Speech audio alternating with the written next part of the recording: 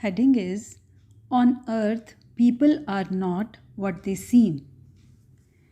We would like to tell you a true story about our friend Jimmy Uncle. We have changed his name out of respect. He was an excellent speaker and very charming during his time on earth. He showed the world that he was a good soul who did not harm anyone. He showed us all that he always helped many people by giving them jobs, clothing, food, and plenty of money. He prayed regularly for hours, and his wife and children were just like him. He constantly praised his wife, who was beautiful but unwise. His children got through school by mere parroting. He had high hopes for them and often praised their intelligence. Like father, like son, they say. His children followed in their father's footsteps, and the people on earth praised them all. They were very rich and famous and very popular. So, no one would ever have thought they would go anywhere but straight to heaven. We knew them very well, and when Jimmy Uncle died, we were still alive on earth. We prayed for his soul and consoled his wife and children, telling them that he must have immediately gone to heaven. What fools we were! On earth, one cannot judge a soul correctly. A while after we returned to the spirit world, we remembered Jimmy Uncle. So we began searching for him on our realm. In 1981, we were on realm 6. We couldn't find him. So we thought that a good soul like him would be on realm 7, the highest realm. Since we had wanted to surprise him, we had not called out to him with our thoughts at first, but when we could not find him on realm 6, we projected our thoughts to realm 7 and called out to him, Jimmy Uncle, we are here in the spirit world. Come and meet us on realm 6. We did not receive a response. Ratu said, Wispy, he must have gone beyond 7 as he was a real good soul. I added, must be. We will ask our higher good soul. As we were newcomers to the spirit world, it had never occurred to us to look for him on the lower realms. We went to the high good soul and inquired about Jimmy Uncle. His high good soul smiled and said, he is neither here on realm 6 nor on realm 7. When you go down to the lower realms, try to find him there. We were stunned and said, that is impossible, sir. He was a very good soul, much better than us. He replied smilingly, yes, yes, I have heard that, but still go and look for him on the lower realms when I send you there to do some work.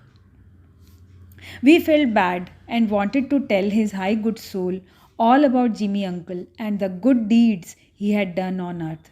But we kept quiet because his high good soul knows better than us. After some time, his high good soul called us and said, I am giving you this opportunity to find out about your friend Jimmy Uncle. I am giving you some work to do, so go down to the lower realms, do your work, and then try to find him. We were happy to go to work on the lower realms.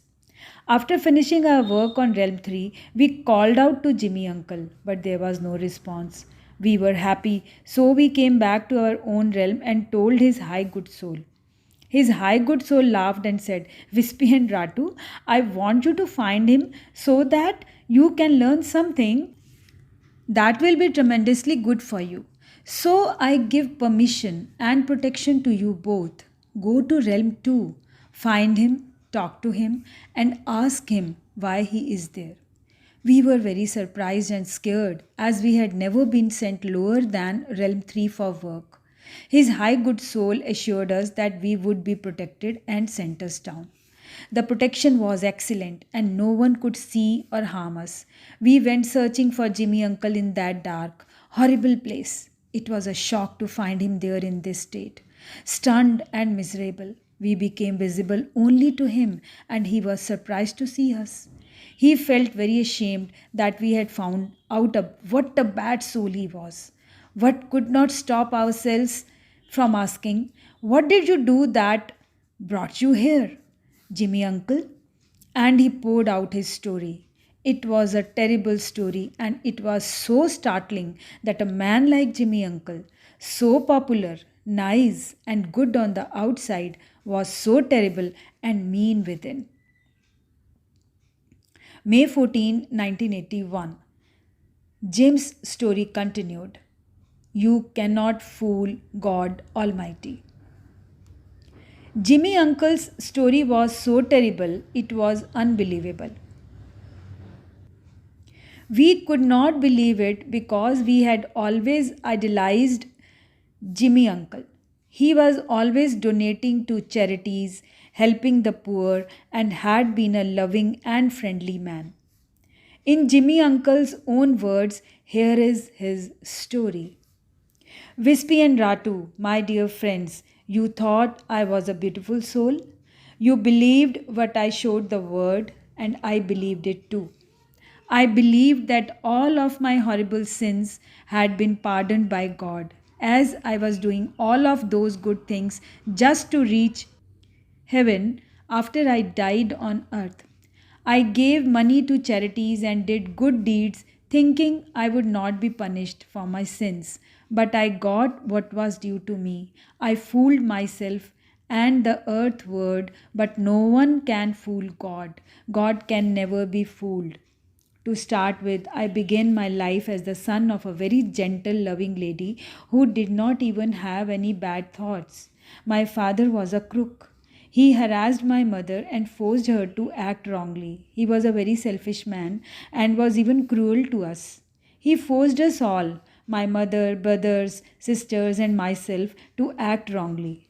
I watched my mother cry in agony so many times, telling us, it is wrong, it is all wrong, we are sinning. My father joked about it and called her crazy. After a while, we, his children, were so impressed by our crooked father that my brothers, sisters, and even I began to see our mother as such, crazy and stupid. He saw it that we would not respect our good, kind mother, and our love for her vanished.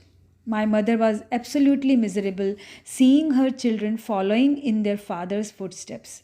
One day, my mother said, Jimmy, I want you to stop doing what your father tells you to because I believe it is wrong. As you are my eldest child, I want your cooperation to save your brothers and sisters. I laughed at her and said, why don't you just jump from the cliff? Since you cannot tolerate us all. We lived in a cottage near a deep valley, and from the window I showed her a steep descent into the valley and added, nothing is fit for you but this death. Our father is an intelligent man. You are not fit to be his wife. Drown yourself in the river. She did just that. The next morning, we were called by the police and we found her body lying by the riverside near our home. I was shocked, but still thought of her as a stupid and crazy woman. I considered her weak because she did not have the strength to stop herself from committing a sin like suicide. Our father was now very happy because he would not have to suffer any more interference from my mother. He started training us to become the worst type of crooks. He was such a thief, but we never knew about it until our mother's death, for we were so impressed by him. We thought that all the nice things he brought us had been given to him by people he had helped. He had brainwashed us so much that we believed him absolutely and never questioned him. He trained us to con people and make them part with their valuables. He showed us how to fool them with sweet words, an innocent look and a pious manner. To the word, we were all dutiful, good, kind, and honest, but on the inside, we were just like the devil our father was.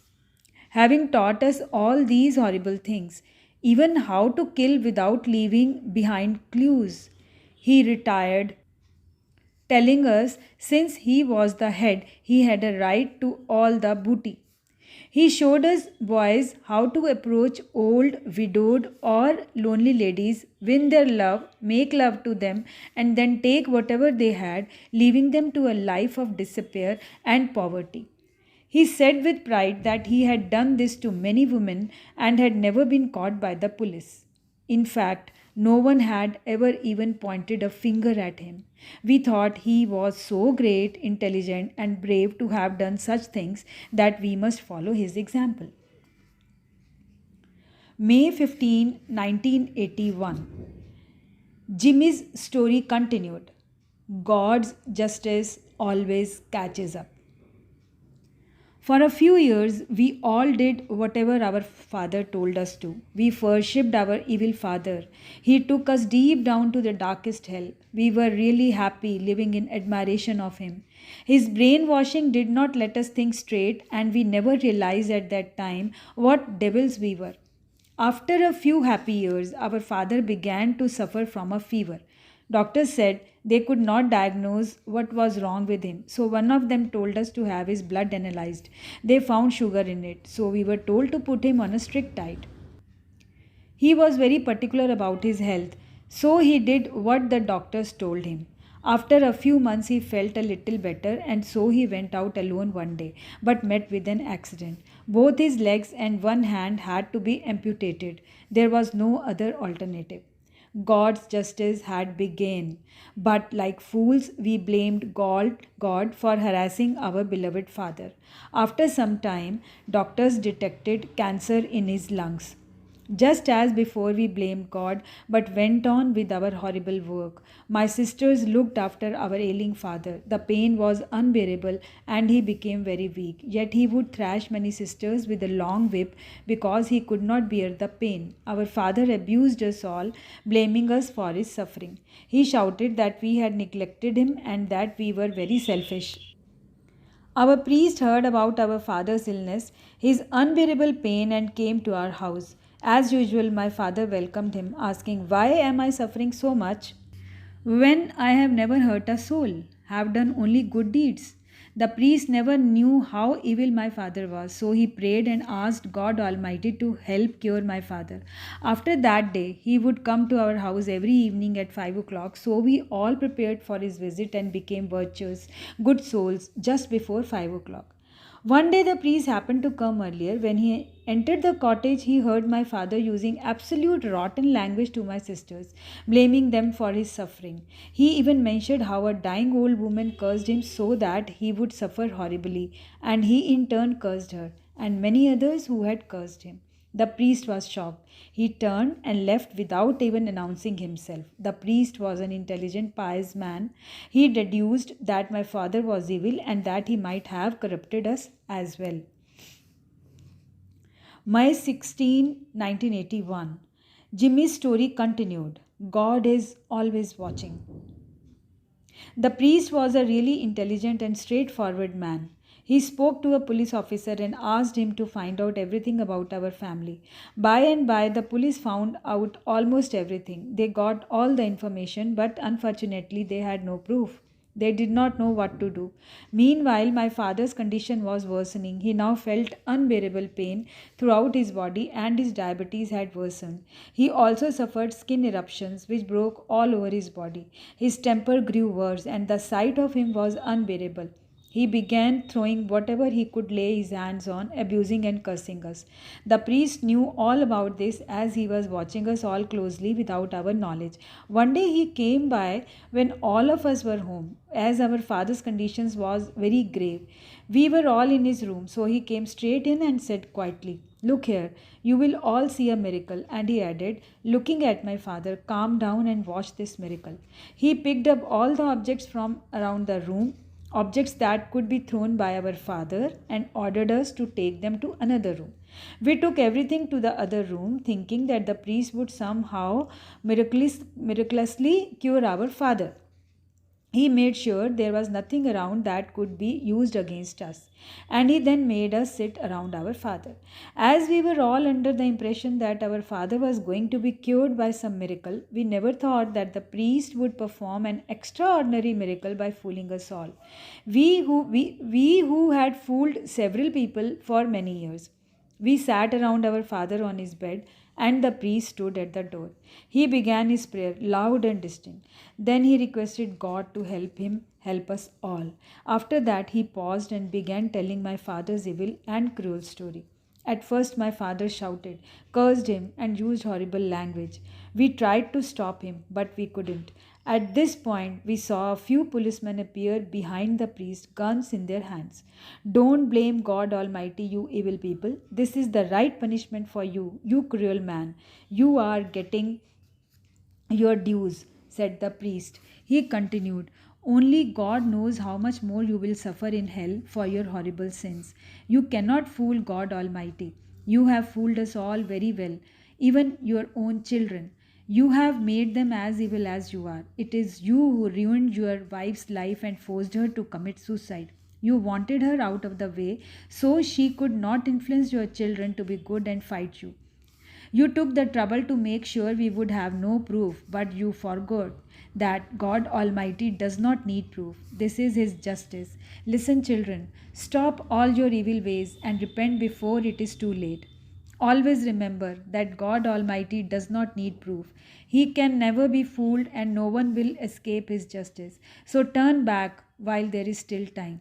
Dear children, turn back from the evil path your Father has shown you and return to God's good path. Repent sincerely before it is too late. Then he shut the door and went away. We were all stunned, including our father. After an hour or so, our father came out of shock and began to cry like a baby. He said, yes, God, you have punished me properly. I deserve this punishment. I am sorry, God. Forgive me. I am happy that my evil life will soon end and that I will no longer be able to harm others. God, kill me soon. He became unconscious after that. We were shocked and speechless at this turn of events. Our father never regained consciousness. 2 days later, he passed away. Our reaction was strange. Rather than accepting God's justice, we blamed Him. We began to hate each other and became suspicious of each other.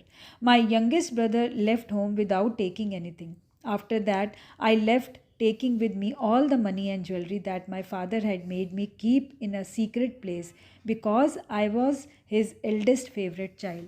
I don't know what become of the rest of my brothers and sisters. I changed my name and came to Bombay with a great deal of money and jewelry. I did not leave a paisa for my brothers and sisters. I took everything. So I came to Bombay a rich man and was respected by all of you. I married a beauty, but I purposely chose a brainless beauty so that I could work my ways without any hindrance. I did not improve, though the priest had urged me to. I worked silently and not very often in case someone would find out about me. My family never knew what I was doing. In Bombay, I was a very respectable, rich, and straightforward man. But as soon as I left Bombay for my horrible business, I changed personalities. No one even dreamed that the rich, respectable, honest, and kind Jimmy was this same man. This is my story. Now you know why I am in this dark, miserable place. I gave to many charities and did many good deeds, thinking my sins would be washed away. I was sure that I would go to heaven, but no one can fool God. So here I am.